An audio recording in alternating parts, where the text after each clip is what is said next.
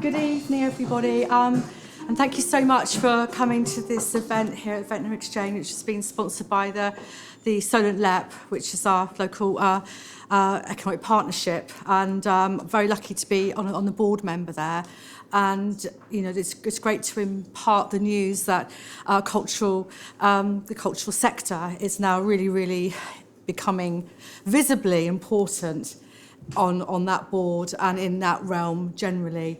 I've just come back from actually being an ambassador for the LGA and the Isle of Wight Council, and for all of us on the island with the Arts Council for a couple of days, speaking about how culture can be a deliverer of wider social and objectives, especially from a corporate council perspective. It's so important now, and I think it's now is really being realised and understood through so many levels. And as I said, Jack and I were talking the other day at the Island Collection meeting about how it's actually time for creators to claim their places in these sorts of forums, rather than just say, oh, please, can we join in? It's actually completely, been denied access for so many years. So learning this evening how we can make careers and out of sustainable careers, that is, out of your creativity is absolutely vitally important. I have got some statistics for you because the LEP is sponsoring it, and I just thought having a little bit of a background on the value is actually quite useful background. So I won't take up much of your time, but the UK had an estimated 2.29 million creative industries jobs in the year to September 2021, including 1.62 million permanent roles, and then a further 663,000 industry jobs were self-employed. So the creative jobs accounted for 6.9% of all jobs in September. This is up from 5.8% it was in 2015, and since then we've added about another 400,000 jobs. In 2019, however, on the Isle of Wight Council's Regeneration strategy, it was found out that just over 30% of anyone employed on the Isle of Wight was actually employed in the creative sector. Of course, that does include tech as well, but it shows you the value and how we're actually punching way above our weight.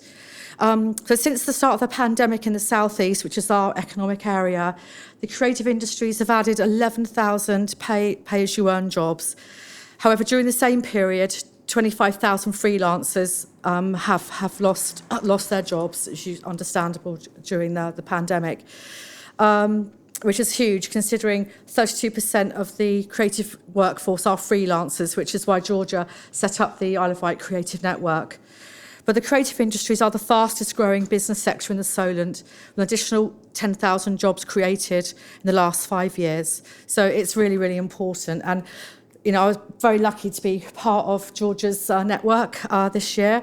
And again, going to the mainland, seeing what they're doing there with maker spaces and studios, and just the support they get from their local authorities is really inspirational. So, we're working now with the Island Collection, the Isle of Wight Council, in producing our own cultural strategy which is for the whole of the island. It's going to be really important. And speaking to the Arts Council on Monday, if we hadn't made that decision last summer to embed cultural regeneration within our Isle of Wight Council corporate plan, we wouldn't be getting the amount of funding that we are now. It's not just about where there is a need, and yes, we were getting really shortchanged on how much was being invested on the island through the Arts Council, but it was also the opportunity.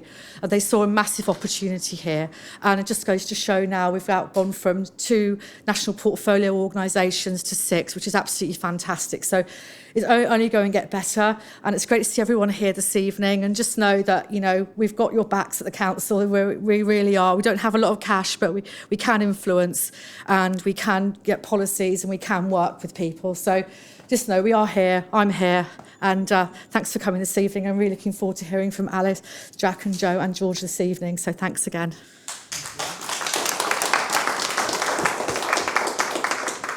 Thank you, Julie. That was really wonderful introduction and really great stats as well.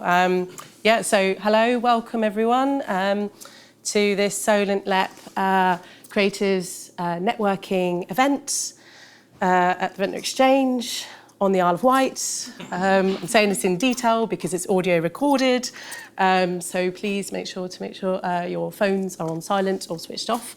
And just a bit of housekeeping, if you need a comfort break, there is toilets down the corridor.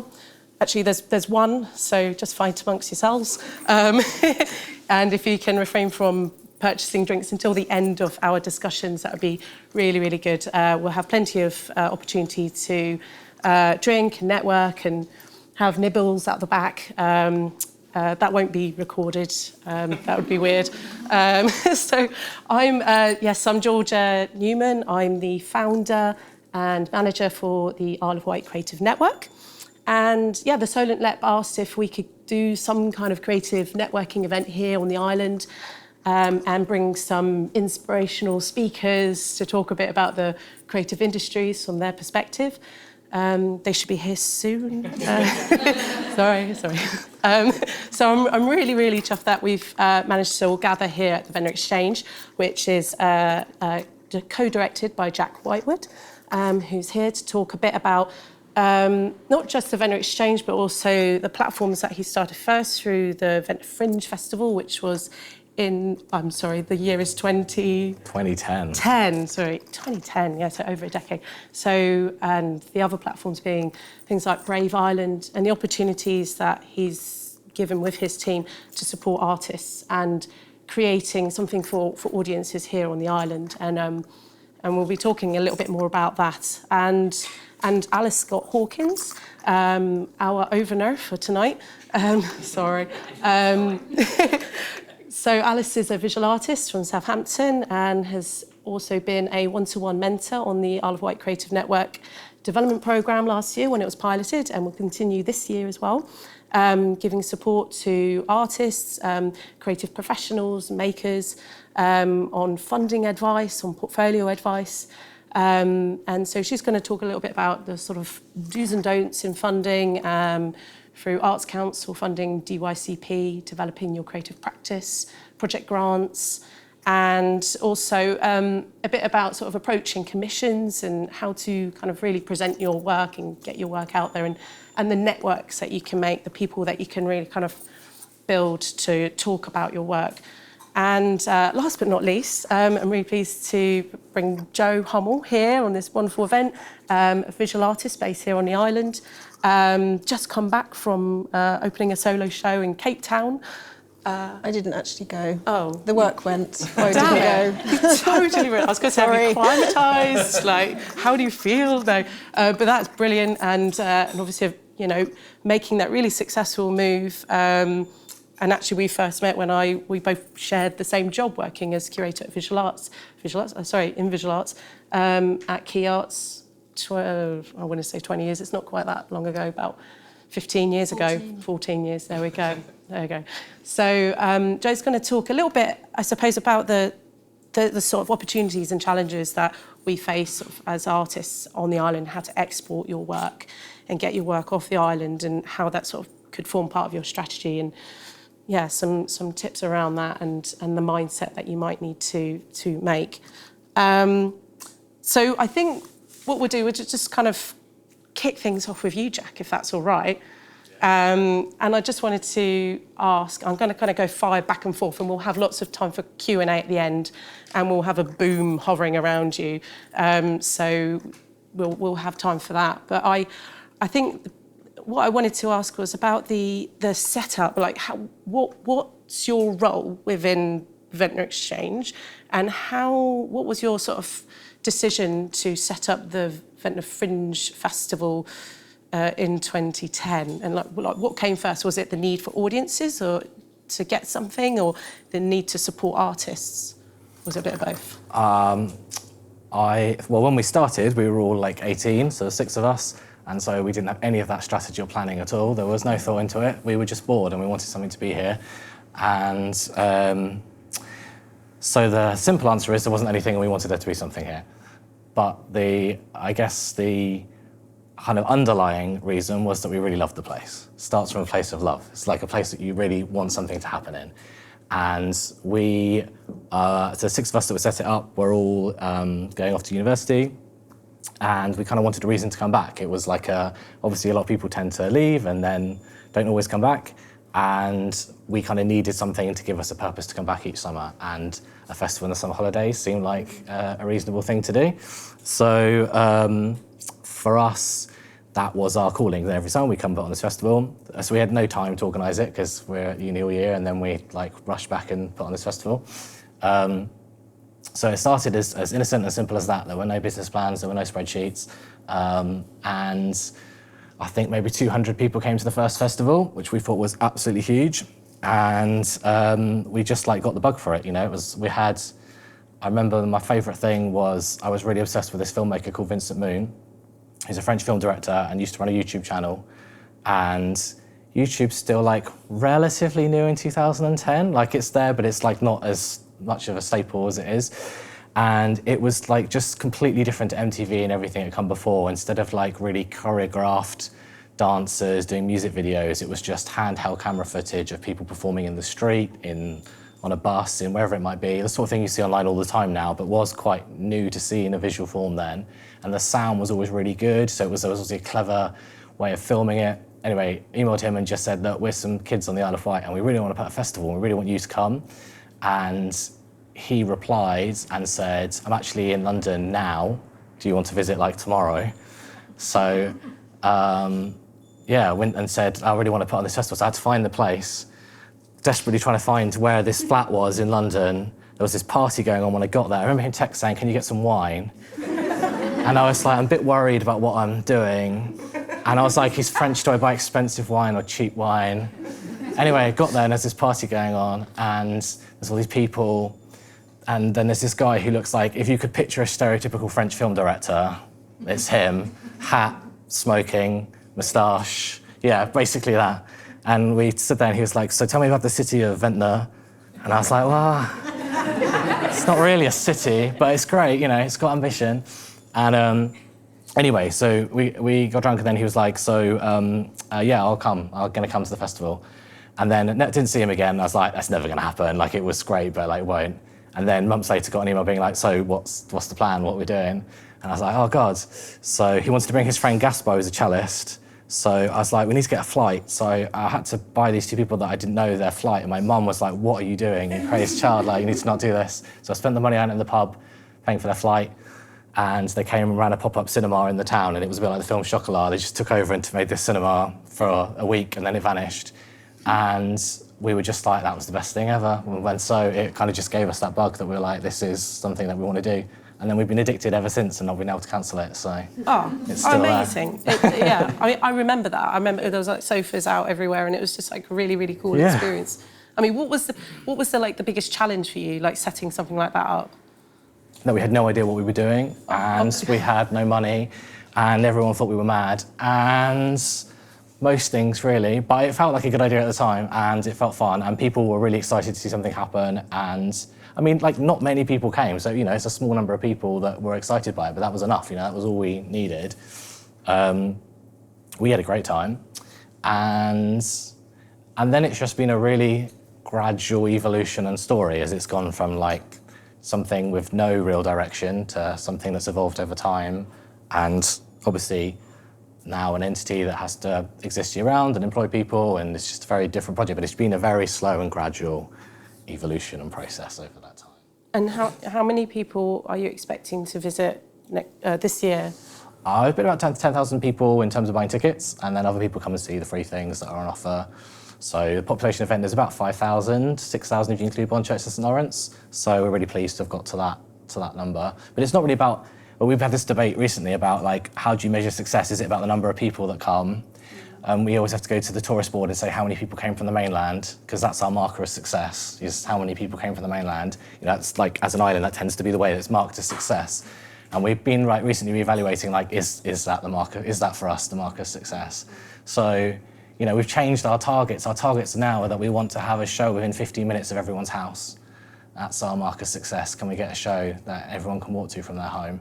You know, just different types of, we're like, what are our new markers of success? And it maybe isn't numbers. Because you get to a point where you're like, well, you could just keep getting bigger and bigger and bigger, and then at what point does that just stop working for the place? So it becomes It's almost going like a for different an beast. evolution. Yeah, definitely. But you've kind of almost like diversified your platforms now, so it's not just the Vent Fringe Festival. You know, there's other things that you run that engage with different audiences and with young people in particular through Brave Island. Yeah, so the Fringe makes no sense at all. It shouldn't really be here. Commercially, terrible idea, and I wouldn't recommend anyone does it. But But then after that, it led to us being a bit more like, okay, what are we going to do? How are we going to build a creative sort of ecosystem here? So when we finished university and we all came back down, although we loved the festival, it didn't pay any of us, and it was a lot of time and effort, and we were like, what else are we going to do? And we were doing different part-time jobs, but it wasn't really what we wanted to be doing. And so when we started here with the exchange, we had to start to think more about how do we turn it into a job? How do we turn it into a livelihood? And if we want to be able to stay here, we need to be able to find a way to afford to live here. And a lot of the people that we knew that gave kind of advice were very helpful, but were in a different life stage to us. You know, often the people that were retired, and we were like, we've got a different set of circumstances that we have to deal with. So then it sort of evolved. So the exchange we loved what happened at the Fringe. We wanted some of that energy throughout the rest of the year, and we wanted some of that activity that exists for a couple of days to be here year round. And this was the old post office building, and I think they saw some young people and were like, excellent, we can get rid of this building, to these naive kids. And so this has sort of gradually evolved, and then over time you sort of listen and learn and become a bit more strategic in responding to things and understand the situation better, and through trial and error and testing you start to identify what the gaps are and what's needed, and just listening a lot, people tell us all the time what they think. So we have a constant, feedback. And so, it's sort of an evolution. So Brave Island came out of the identified need that there were a lot of younger people that we felt were particularly feeling that they lacked opportunity. The exchange has evolved into what it offers, and moving forward with the success of the Arts Council MPO, it's an evolution again in terms of identifying that. So just a long journey and process, really. Yeah, the MPO, just to kind of clarify, MPO means National Portfolio Organisation, which is a 3-year stream of funding from the Arts Council, which Julie mentioned. So there are 5 organisations on the island that now have that, that are part of the MPO, and newly MPO status is Ventnor Exchange, sorry. So that's a brilliant step into sort of finding a little bit more stability, I guess, for the exchange programs. People always come in and say, oh, how do you fund X, Y, Z? And it's just it's very hard to, it's not like the answer is Bob pays for it, or, you know what I mean? It's a complicated web of many different things, and it's lots of, it's a combination of everyone that comes in here and buys a record or buys a coffee that's contributing towards the project. It's the fact that we have to run lots of bars at the festival, which help contribute to it. It's the fact there's all the ticket sales. It's a combination of us doing commissions and freelance work. It's a combination of some funding. It's like an amalgamation of many different things. But for every bit of funding that's received, we have to generate a lot more back.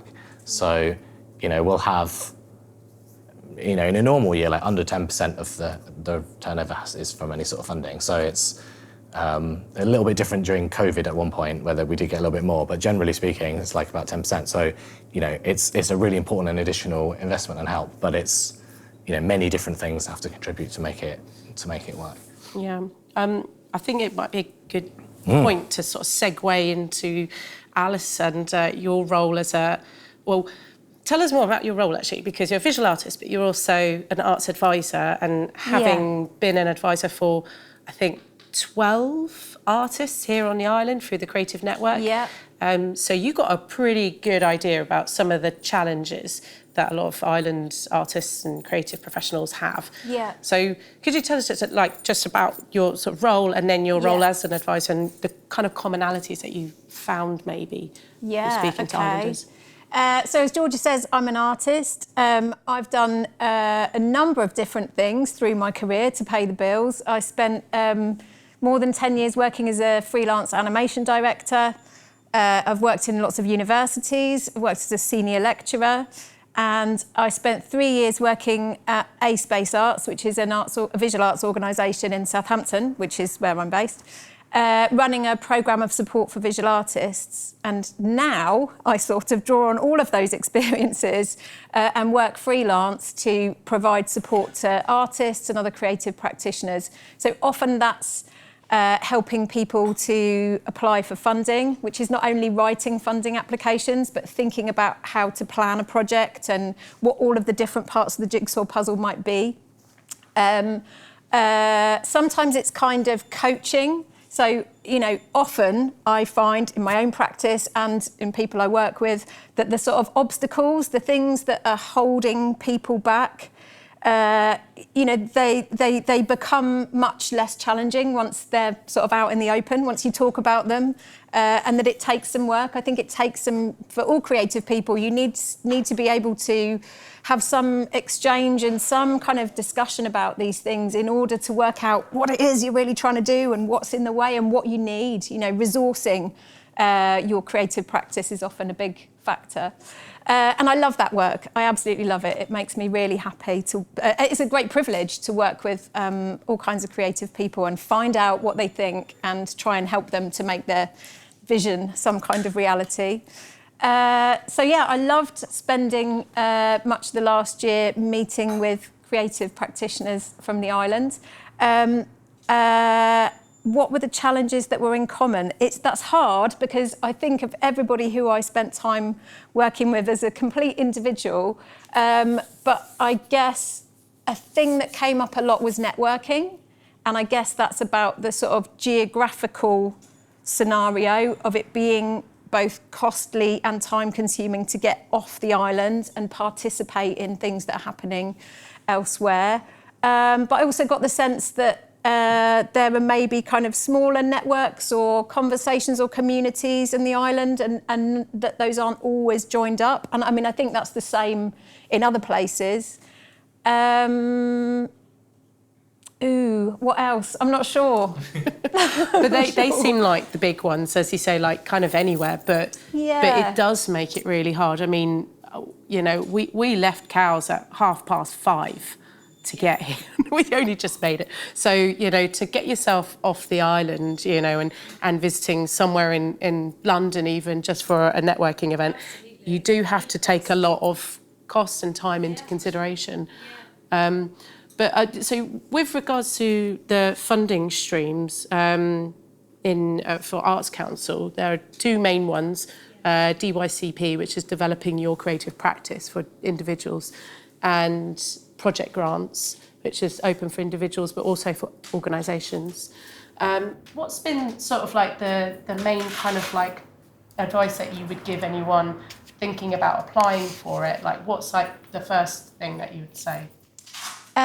Specifically for Arts Council, I think it's worth spending some time to make sure that you understand what those two streams of funding are. Sometimes there are projects which it's, an individual might find it a bit hard to tell which one does it fit in with, but the application process itself can be so time consuming that you don't want to put your eggs in the wrong basket, if you like. I think also my sort of next tip is, if you're thinking about making a funding application, is to ask yourself, who can help me? It's a really difficult thing to do as an individual if you haven't done it before, if you don't have any support, if you don't have somebody to give you feedback. So I always say that to people, who can help you? And it might be a number of different people from different parts of your life, but somebody who can proofread and somebody who can look after the kids to give you a bit more time to think about it, and somebody maybe who's made an application before who could share that with you or share their thoughts. It's really important to try to rally all of that support that you can.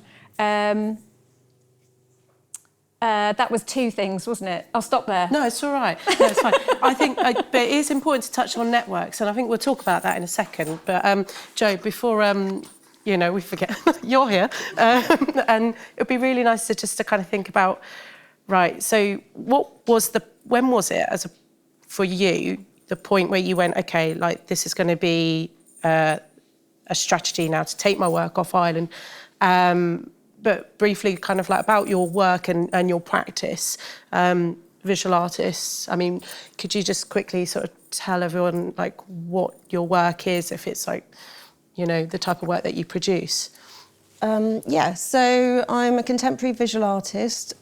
Excuse me.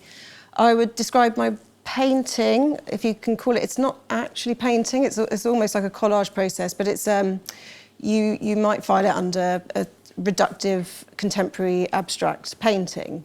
And I'm represented by galleries in a gallery in Sweden, a gallery in South Africa, Victor Lope Gallery in Barcelona, and recently Fold Gallery in London. And so I work from my studio in Bembridge. But sorry, what was the question? That's right. I kind of folded it all into one. It was a bit of a word salad. The strategy to get your work off. Out into the public. At what point did you go like, right, okay, like I need to now get my work off the island, start exporting, and then how did you go about doing that? Because we know now that your work is sort of two-dimensional form, you know, it's very hard to kind of think economically like how to like shift physical work off island. So all those kind of things, how did you kind of work that out for yourself? There was a moment when there was just this enormous urgency to do something. I think I'd been working in a way, and much like the way, you know, we've probably, a lot of us have worked together over the years, and I was just very frustrated that I felt like my work wasn't, it didn't have the public life or was reaching the audience that I wanted it to reach, you know, the feedback. I just didn't feel like I was working in the right professional environment.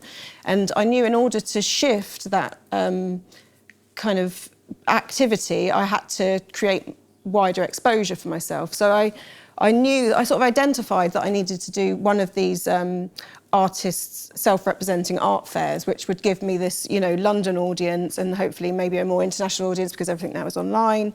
And I actually sat down, you know, and this is an enormous financial risk. You know, often these stands you have to pay for in advance and they're thousands of pounds.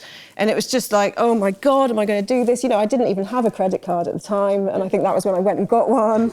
And, you know, I actually did an equation on my, you know, I wrote down this equation. I added up what my studio cost a year, what my hours were, if I was doing part-time hours, what my materials were that I spent each year, and then say I times that by about 5 and thought, well, that actually added up to nearly £70,000. And I thought, I can't afford not to take the risk, the financial risk. So I just did it all as a sort of planned risk thing. And it sort of worked, you know, it took time, I had to go back and do it again, but I sort of built up, I had this kind of, right, I'm going to do this, I'm going to take this risk and condense my sort of activity into a particular place, which is London, and really put a lot of effort into going to events and turning up to gallery private views and trying to just build a wider network. It's sort of shown now, like, obviously, you haven't just come back from Cape Town, you've done... Sorry, I should have told you fine. But, you know, what year was that when you changed, so when you made that sort of switch, or when you went to the art fair? I think it was about 7 years ago when I started, 7 or 6 years ago. So things have changed quite rapidly. And I've given, actually, you know, before doing that, I used to give a lot of professional development talks and workshops and things like that. So I'd talk the talk, but I hadn't walked the walk. But you also ran artist studios as well at the Depository in Ryde. Yeah, so we set up. We with Chris, my husband, we converted a Wesleyan chapel and ran studios. But it was actually after we handed over that sort of type of work that I had the brain space to fully focus on my own creative practice. And it was actually going to the art fairs where I met a lot of other artists and got to know how they function. I mean, it was actually a quite significant meeting of a young girl, younger than me, who'd come over from Spain, and she had travelled from, I can't remember, but she had decided that it was actually better to go to London than it would be to, say, Madrid. and I was there feeling sorry for myself. I've come all the way from the Isle of Wight, and I've got my big folder and putting my stuff up, all by myself. And this young girl had come from wherever she'd come from, was stood there the whole weekend, conveying her practice in a second language, navigating around London. I knew London quite well. I lived there for 5 years, and still found it hard. And she's just completely like a rabbit in headlights. And I just had so much admiration for this young girl. And it just made me reconsider, sort of turned the lens around and thought, wow, I'm actually very privileged to live 3 hours from London. My first language is one of the most widely spoken languages in the world. I'm already ahead of the game. I should be getting off, my backside and really using those assets to propel myself and my work and give it a public life, because it's a lot harder for a lot of other artists, So that was quite a significant sort of switch in my brain about how to, I've got a landing page on my website which is in Mandarin, because actually why shouldn't you welcome people, other languages or other widely spoken languages? Yeah. And I think that's really important. And then also, as you say, about meeting this person from Spain and how you realise that you're not alone. And I think being on the island can sometimes be quite an isolating place, and that's also a very good thing sometimes. But just going back to Alys to talk about the networks. I mean, as you all know about the Isle of Wight Creative Network, right? Sure? Yes, sure. Okay, great. But that is very, very new. It was only brought about last year, and very, very few networks existing, prior to that. So, but there are a wide variety of networks that you can tap into, even online. One that you were telling me about in the car on the way here as well. Yeah. But there's loads. I mean, even just to find out about funding avenues as well, and do's and don'ts on funding applications. Absolutely. So in the visual arts, there are some really big organisations that provide a really useful resource of information. So AN, which is the Artist Information Company, that's the UK's biggest, it's the UK's professional membership organisation for artists.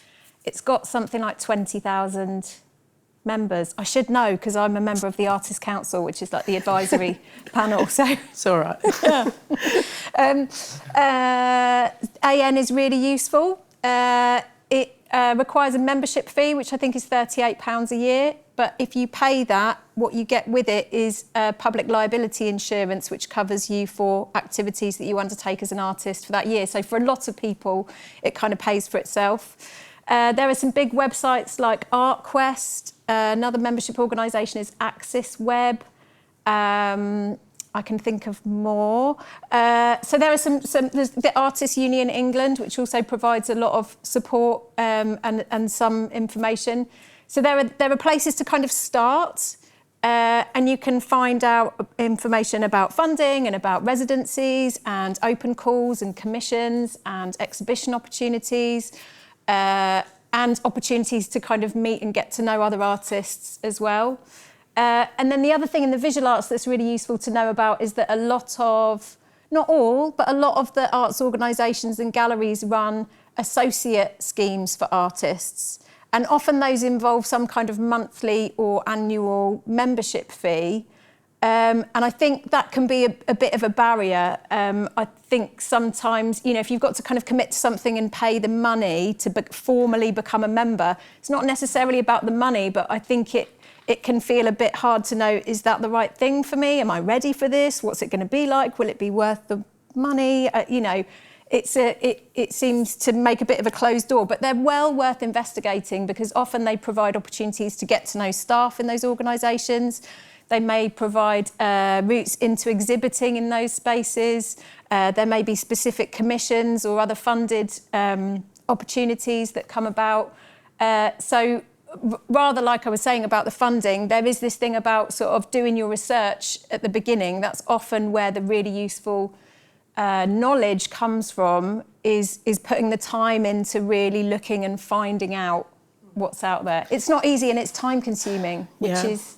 And that, frustrating. Yeah. But that's why there's a couple of websites or collectives that have formed funding libraries. So you can go onto their website and download successful funding applications that are DYCP, Developing Your Creative Practice, and project grants through Arts Council. So you can see what a successful application looks like. And that's for, across all disciplines. It's not just visual arts. So one website is the Wight Pube. Yes, you heard it right. It's the Wight Pube. So go check them out.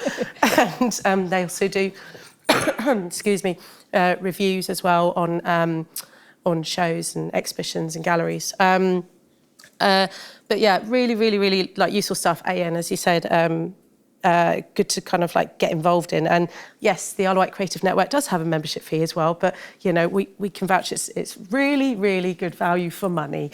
But just going back to Jack, because I know we've sort of got a bit of a time limit here, but talking about, again, going back into sort of festivals and sort of how you build that trust with artists and audiences, and thinking a little bit about how do you market that? How do you kind of say really get involved in this? I know it's something new, or it might be something that you already know. How do you get a banger that everyone knows on the bill, and then some really, really obscure stuff? Because we know the saying for Ventnor. Keep Ventnor weird. Keep Ventnor weird. Well, just before that, just to link to the networking thing, I was just going to add that I think that you have professional networks, definitely, but also networks are coming in different shapes and sizes and different types of things. And sometimes it's people in totally different discipline or work to you that can be really interesting collaborators. It might not be anything to do with creativity at all. So I would also say about thinking about networks in a wider sense. Some of the most interesting opportunities that we've come up are not between us and other people doing the same job. It's come from totally other fields and spheres. So that, and also create your own network. So we're really interested in events on other islands around the world. So we started creating a network of islands and other festivals that didn't exist. So we're let's create it. So yeah, think in terms of your interests and how you can help make that happen as well. In terms of by building an audience, I guess how do you get an audience to trust you? I don't know. I wrote some things, but it's a bit long-winded, so I won't go into it. I think a lot of it is about building a rapport. You start with your audience, you don't end with your audience. Sometimes people make something and they're now I need to find an audience for it, but we start with the audience. I think that's really important, and work back from there. I think audiences want to feel that they understand the sort of intent behind something, and they don't want to feel like they've been excluded, because sometimes I think it can feel a bit like if you don't understand something, then if you don't feel like you understand something, you can feel a bit like it's sort of made with an intent that's a bit, almost ridiculing you, and I don't think that's a horrible thing people don't want to feel. So I think starting with the audience as the starting point is really key. A lot of what I think we try and do is we want to build confidence in the place, build confidence amongst people to try things, and to do that, people need to understand why you're doing it. Otherwise, they won't take that risk with you. So it's really important that when we're doing something here, it's really important that there are arts organisations in every community. I think it's really important that there are things all around the country. And it's really important that people know the people who are running those organisations. And it's really important they know their intentions and why they're doing it. Because then that will help people feel that there is a good intent, and therefore that they will give something a go and they will try it. Of course, there are physical barriers as well. There's price and reality and all these, the transport and all these kind of things. But I think more than anything, it's about people having confidence to go on that journey because they trust the intent behind it and what it's for. So I think, and starting with the audience, not ending with the audience. That would be my single main advice to starting with us. And I think that applies to all art forms. I mean, we work mostly in live events, so whether that's music, theatre, performance, but I think it applies to all art. All art is a communication. All art is essentially needs a dialogue. It needs to be to an audience. If the picture is not seen by anybody, it doesn't, that's part of that journey. And I think for me, art is a form of emotional communication, it's expression. So it's a two-way process. You can't have the book without a reader. So absolutely. I think that's really key. And Jo, you've got quite a big following online, haven't you? I mean, where are you at with Instagram? Oh, I mean, yeah, it's fairly high, and that is a complete fluke. I don't know how that happened. I don't put any effort. I don't really put any energy. If you actually look under a microscope at what I do online, it's very factual and dull. I'm just, I treat it like a sort of diary. I diarise my daily practice. So I guess, there's a consistency. If I was, I noticed you asked me to talk about online presence and how to use that. For me, what I love about, say, Instagram is connecting with other artists and other creatives, and that really feeds my practice, especially working on an island. I genuinely feel like there are people in the studio with me that I can ask advice, and it's all through a social network. But I think you must back it up with newsletters and cross over that audience to your personal email list, so you can stay in touch in a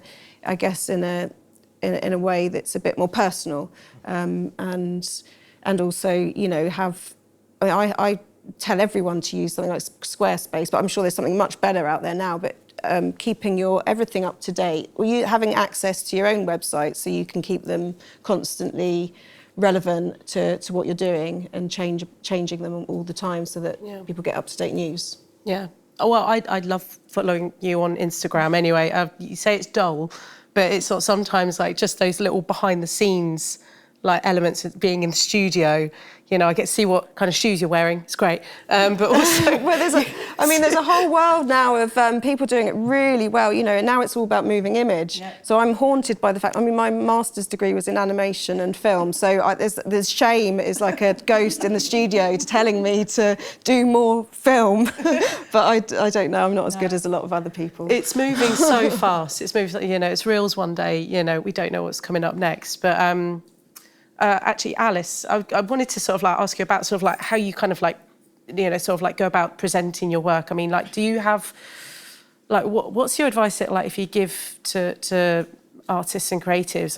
Do you say get an online social presence, or just get a website in order, or get it physically, if it's visual art, get a physical portfolio? I think it depends a bit on who you are and what you make, and what kind of opportunities you're applying for, or what kind of audiences you're trying to build, who you want to see your work.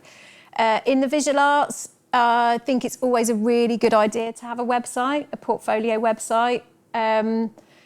I've never encountered an opportunity like an open call or a commission or something where it was obligatory, but it does feel like the sort of baseline for being able to present your work in a professional way and show that you're invested in it. So I don't think, I'd be happy for somebody to disagree with me and say it's not necessary, but in my experience, it's a really useful thing. It doesn't have to be complicated. It doesn't have to be fancy. You don't have to have a blog, but being able to have some really good quality images of your work that people can refer to, that people can kind of click through to from social media, or if you've met them in person, some information about who you are and what you do, and a sense of what's important, which doesn't have to be in the visual arts, there's a lot of complex language. It doesn't have to be that. It just has to be some feeling of what motivates you or excites you, or, something that people can connect with. As Jo says, I think it's a really, really good idea to be able to collect email addresses. And I say this as somebody who doesn't have a mailing list or a newsletter, but it's always something I'm aspiring to do. So again, sort of trying to sort of take my own advice. But social media platforms and followers can be brilliant, but nothing is completely reliable. And there is lots of evidence out there that in terms of creative people making sales of work, that's through email lists. It's through kind of committed followers rather than through social media kind of connections. The other thing that I would say is that although having a portfolio site is a really useful baseline and a sort of demonstration of your professionalism, it's always worth being open-minded about occasions when you're applying for something, say, you might not just give your portfolio web address, but you might actually put together a PDF document where you include specific images, references to specific pieces of work, and specific information that's tailored towards that project. So applying for Arts Council funding, for example, developing your creative practice application, you have the opportunity to give a web link or to upload a document. And if you give somebody the link, you have no way of knowing how long they're going to spend, or which bits they're going to look at, or which bits they might miss. So that's something that I would always advise, you know, in that instance, particularly when this is supporting material that relates to a specific project that you're proposing that's important now, to be able then to put together examples of work that are relevant to that. So sounds like I'm just suggesting work and then more work, but those would be my two things to bear in mind and to think about. It's a big... Oh, sorry, go for it, Jack. I was just going to say, like, so I'm mainly work as like a producer, so I work with artists rather than as my own practice. But the thing I would observe is that your creation, whatever that is, whether it's a painting or a story or a play or whatever, that's your communication. So people just need to see, and the best way is to see the work. It does the communicating. So, you know, certain formats, Instagram will work well for a visual artist because it allows people to see your work. Ultimately, people just need to, that's doing the communicating as your work. And the other thing I'd say is that I think people are, engagement with art is an emotional thing, right? So you don't rationally go, oh, I'm going to go and spend 2 hours sitting in a dark room watching some moving pictures. That's not a rational thing to do, but you do it because you have an emotional reaction to it, an engagement. It's an emotional, all engagement with a creativity thing doesn't come from a rational place, it comes from an emotional place. So thinking about like that, I think will inform a lot how to tell your story and how to promote it, like the emotional response that it will have from people. We get loads of people apply to us to the festival with, you know, broad descriptions about their concept and idea and the meaning they want to create. But I'm like, don't tell me, show me. I need to see it, I need to feel it, I need to know what it is that you're telling us, because a very extravagant description doesn't help me understand, you know, seeing it or feeling it or hearing it, whatever it is, will give me all I need, you know, well, most of what I need to know. And I know that's hard in like a world of funding, and you need to back that up with some sort of practicality too, but ultimately it will still be an investment in a emotional response to something. And I just think, don't forget that art is that, you know, I think that's really important. Totally. The emotional response is huge. And actually, Joe, I forgot to mention you've got some of your work in some pretty big collections, like, just to say, Christian Dior, it's like the biggie. So like, how do you get them to like come and see my work? Well, what I was actually going to add to what Jack's saying is don't underestimate who might be looking in. I think, you know, I'm terrible. I'm like that film 50 First Dates, where I'll have a moment of success, and then as soon as there isn't any, it's like I'm just down in the dumps and I just can't get out of it. But actually, you know, you've got to maintain that. You know, how you convey your themes of your practice and your concepts. You know, people will be looking in all the time. So don't give, you know, if there's a moment of quiet, carry on. You know, don't think that no one's looking, you know, because now through social media, everyone's looking, and you can carry on with your important work and have it observed by important people, even when there isn't any, you know, conversation or two-way chat, because I've you know, a gallery that I'm with now has been keeping an eye on me for over 2 years, and you know, it's good to know that that's sort of what happens. People will be watching you grow, and when you get to a point where they're like, yeah, and then stuff starts to happen. Yeah. And when did you find that? I mean, with your work going into like collections, like how, I mean, just sort of to touch back on like going into collections, like how do you get that relationship, that one-to-one contact? Do you have that one-to-one contact, or is it through your representation? Yeah, that particular acquisition was through a gallery that I show with in Paris. So that was through their contacts. So I think a few works were acquired through their curation. Yeah. So it's often a case of that. I wouldn't have a direct contact. No? Okay. Christian Dior. No, you have. If like, I did. It's a very different setup, isn't it, when you're selling, you know, work in that sort of commercial sense, you know, sort of away from public funding, and you have a host of people doing all of that sort of behind the scenes sort of stuff.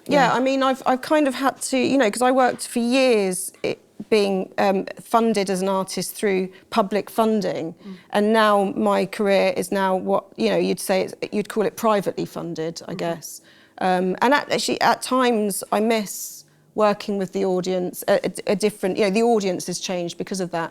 And there are projects that we've done where I kind of, I miss that sort of engagement with a different audience sometimes. That's really interesting, yeah. I don't know what to ask now after that, but I think it is... We could talk about transport. We didn't... I know you wanted me to talk about transporting work. Yeah, it's I think, a big kind of... actually, it came up as a question last year during the Creative Network as it sort of started to grow. Someone said, where do I go to get my work off the island? And I think for a while you were using the hovercraft. I still do. Oh, right. Yeah, they've got a brilliant parcel service. If anyone needs to get work to Southampton, the cheapest, or to anywhere in the world, the cheapest way to do it is to use the hovercraft parcel service and have your courier pick it up from Southsea. And then that's actually how I get everything everywhere. Because there are like 0 couriers that come to the island, and it would just cost even more money then, wouldn't it? Yeah. But I mean, you know, if you're an artist working in 16-foot concrete sculpture, it's probably sensible that you have an alternative avenue to, you know, which is more accessible, whether it's changing the material or working modular. I mean, one of the things I do is I actually work, because I work in on quite large substrates, but actually they're all modular.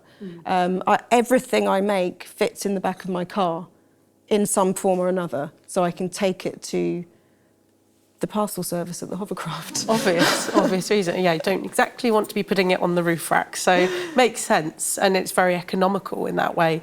And also documentation. You know, if you are making 16-foot concrete sculptures, you can make your work more accessible and portable just by putting a lot of effort into filming or documenting in a certain way so that, you know...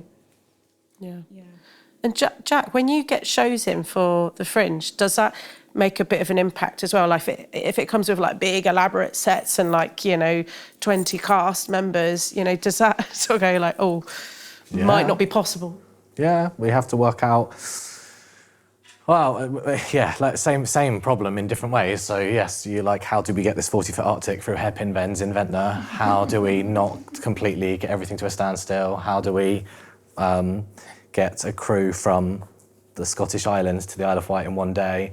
You know, it's all the time, same thing. But it's just something you have to sort of work through and ask people for help. You know, like sometimes there'll be other people that have done something. Sometimes, again, it's not an obvious partner necessarily that will be. There are lots of times we tried to do things where, I remember we did the portraits of residents that we put around the town.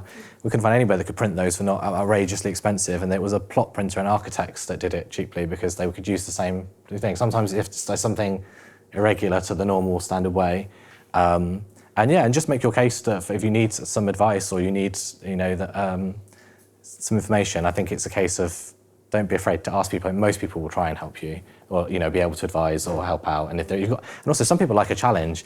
If you're like, I want to get this really difficult thing and it's really hard to get to place, a lot of people will say, no, it's going to be. And someone's going to be like, I'd like to get that again. Yeah, I'll be like that. Work with those people. They're the people you want to work with. Yeah, but also on the flip side, I think, you know, you should be able to export your work, whether it's Southampton or South Africa. And I think you're well prepped as an artist on the island for exporting, because you do have your very immediate challenges of the Solent. So, you know, it's actually, if you can get over that hurdle, you can go anywhere. Oh, that's nice. I like that. We'll end that there.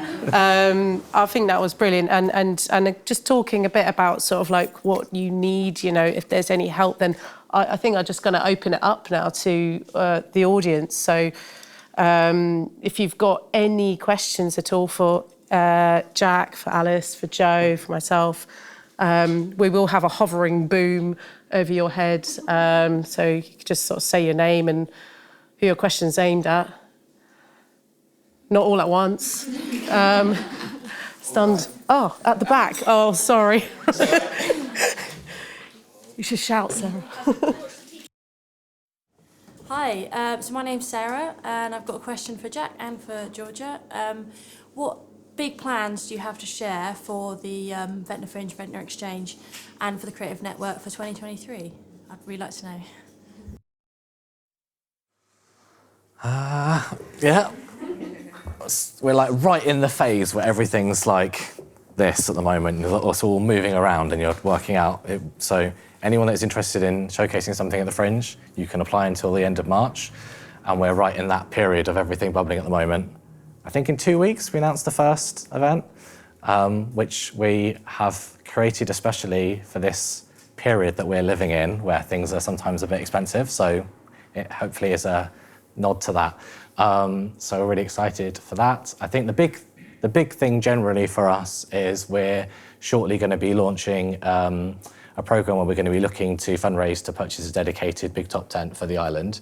So people will know that we bring structures from around the place to the festival, but we're going to be looking to purchase our own bespoke one for the Isle of Wight, which will be a dedicated venue that can go to any community. And our idea is that every village that's lost its village hall, every town that's lost its facilities, that we can go and give it back for a period of time and they can have a space to do things in. So we will be taking work, but also we want people in those communities to be able to use it however they want. So maybe it will be on a school playing field and the school wants to be able to take it over. Maybe there's the tea dance group that want to be able to have a space to be able to dance in. Maybe people want to have a cinema, maybe people want to have a nightclub, whatever it wants to be. And as well as showcasing the work, we want to be able to give that back to each space. So it will be a new venue for the island that will move. So that's going to be the big thing we're going to be working on that we hope will launch next year for the 15th anniversary of the Fringe. And in the longer term, we hope that we might be able to go and visit our friends over in Portsmouth or potentially be able to, it would be an identifiable island venue that we can go to Brighton, we can go to Edinburgh Fringe, for example, and say, here's a showcase, and people will recognise it as the Isle of Wight's venue. And I think with the festival culture that we have and that heritage right back to the 60s, we don't have a cities, we don't have lots of big built infrastructure. So hopefully this is a way of us giving every community something for a period of time. So that's going to be our big thing that we're working towards. That's awesome. So for the Isle of Wight Creative Network, we're going to take over the big top tent. You should definitely. Eventually, we could do. So for this year, we're programming one-to-one mentoring sessions with Alys, Scott-Hawkins, also Mick Smith as well, creative business advisor, more photo shoots and opportunities for everyone joining as members to be a part of, and creative Zoom sessions. And one of the things from last year, we found that people really wanted to kind of get together more. So more in-person stuff. So more networking in person, more bursaries to enable projects to happen. And more away days as well to different studios. Because we found that that was just like really fulfilling, and that networking off island, getting to see new spaces and visit different people and creative places. So that's going to become more integral for this year. Was there anything else? Quite possibly. Oh, and further connections with Brave Island as well, because Brave Island is for ages 14 to 25. 25, right. And so the Isle of Wight Creative Network starts for age 18 all the way up. And I think that as a kind of an interesting sort of segue when you sort of, if you're going from Brave Island to the Isle of Wight Creative Network, to find your kind of like your crew or like the people that you want to work with or collaborate with, and really importantly to talk more to the universities off island. So I'm already connecting with Southampton, Portsmouth, Solent, Winchester, and to ensure their graduates are absolutely prepped when they come to the Isle of Wight, that there is something here for them.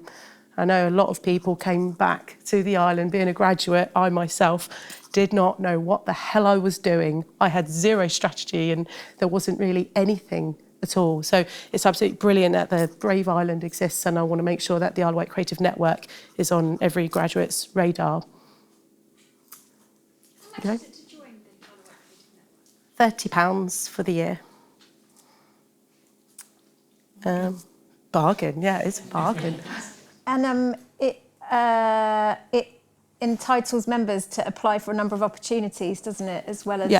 Yeah.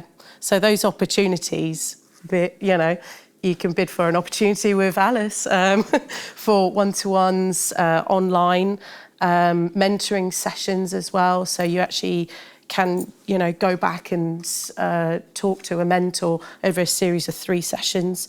You can have photo shoots of your work, which is something that's tremendously hard to do.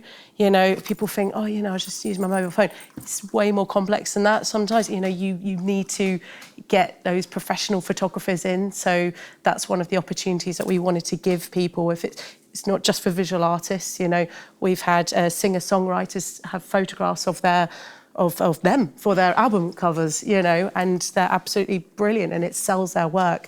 And builds their clientele. So. And you did a lot of Zoom sessions over the last year, didn't you? Sort of online information. Yeah, we did a lot. Yeah, we did 10 because there was actually quite a big uptake. Thought we'd only have about 40 people join. We had nearly 100 people join. Not individual Zoom sessions, just the membership in total. But the Zoom sessions were geared around finding out about creative aspects of the island's biosphere status, and also around about how to take photographs of your work in a DIY sense. Also aligned business planning, so how to sort of set your business plan creatively around your life. I think a lot of us find it quite hard finding that work-life balance. I've got 3 children and I find it really hard, so I had to stop them for a second. But you do have to just sort of find that. I won't talk about it. That is like another session, really, isn't it? To talk about sort of finding that balance. And in the last year, there were also the bursaries. Will that happen again? Yeah, so we'll have more. So bursary grants to allow practitioners to develop their practice with a potential outcome, which will be publicly sort of facing, I suppose. So we had some brilliant work created by Kay McCran, who I think is in the room. Yes, she is. There you are. Producing her exhibition at Key Arts, and that really, really helped. I think it's just having that bursary is really, really useful. We don't really have that opportunity in any other kind of platform on the island. And then we also had Stuart Ballingall. He delivered a podcast series called The Wild Wight Podcast. There you go. A series of podcasts created with his 7-year-old son around the island's biodiversity, and with a creative output at the end with poetry or singing, and that's all online now. So giving that money has enabled him to do that and continue it actually this year, which you can all look out for. And so we'll have more of that. We'll have actually 3 big bursaries. We'll give out even more money and opportunities for artists to come together and almost like create working groups and collaborate and form ideas together and see if there's any other kind of aspect that we can develop. I think that's been the biggest thing about getting people talking to one another rather than working in your silos. I think that's been like one of the main aspects that sort of come out from the creative network, and we just want to enable that and do more of that. So yeah. And if there's any 15-year-olds in the room, Brave Island is replicating some of those similar things for under 25, so it's running a similar model specifically at that age group. Yeah. Are there any other questions? Yes, the Makers Market at the Fringe. I've been trying to apply and it's saying that it's not open yet. No, it's not open yet. It'll be opening shortly. It'll be in February. We're looking at, it will be back, but we might change the location slightly. So, and we're just confirming which tents and things are arriving, and then we'll be, in the next few weeks, it'll be out. Any other questions before we all plough into the back room for some nibbles? That's not a euphemism, that is actually, we've got nibbles out there. No? All right, okay, I really, really just want to say thank you all so much for, oh yeah, sorry, someone just waved at the back because I've forgotten to say something. I want to say a big, big thank you to the Solent LEP for funding this event. And they have also funded one-to-one sessions with Mick Smith, who I mentioned before about doing one-to-ones for the Creative Network. So he's actually doing some for the Solent LEP. So if you go onto the Solent LEP website, which is www.solentlep.lep. .org.uk. Okay, and you'll find out lots of information, and I'll do a post as well on social media, and so I'll link it up. And this audio recording will also be up eventually online. Big thanks to Skinny Mammoth for doing our audio recording for us. Thank you to the Ventnor Exchange for hosting, and thank you, Jack Whitewood, Alys Scott-Hawkins, and thank you, Joe Hummel.